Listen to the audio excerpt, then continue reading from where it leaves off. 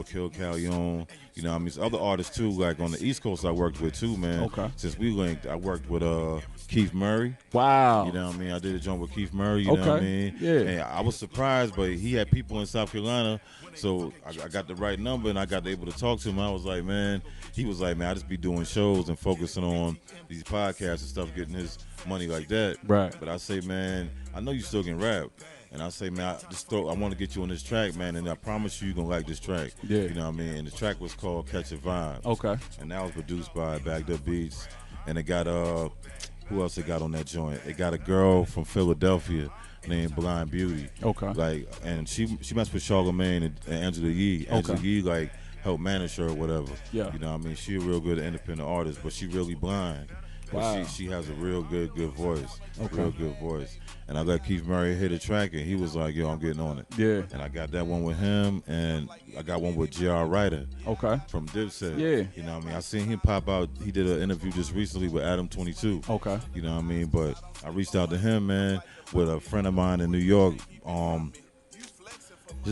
He from Brooklyn, but I don't want to give his name out on here. But yeah. he from Brooklyn, a guy that I knew, and he was like, man, I really know J.R. Ryder, and he was like, man, would you want to work with him? I said, yeah, man, J.R. Ryder was dope. You know what I mean? Dipset. So we did a song together called Imaginary Players, and that's like a spinoff of an old Jay-Z track called Imaginary Playmate. You know what I mean? And I dropped that song on an album called The Birdprint. You know what I mean? The whole album is kind of doing like certain songs that sounded like Jay-Z joints remake. Right. You know what I mean? That's the same album I got Little Flip on. Okay. Kill Callion on. ESG on that one too. And who else on that album? Sauce Walker on that album. Wow. Yeah, Sauce Walker gave me a drop on that joint, man. And I was like, I used that little short hook, but it'll go, man. You know what I mean? I got that through his manager, Big Trail. Yeah. And Big Trail go back to when I first met Project Pat. Okay. You know what I mean? So Big Trail used to be Project Pat manager.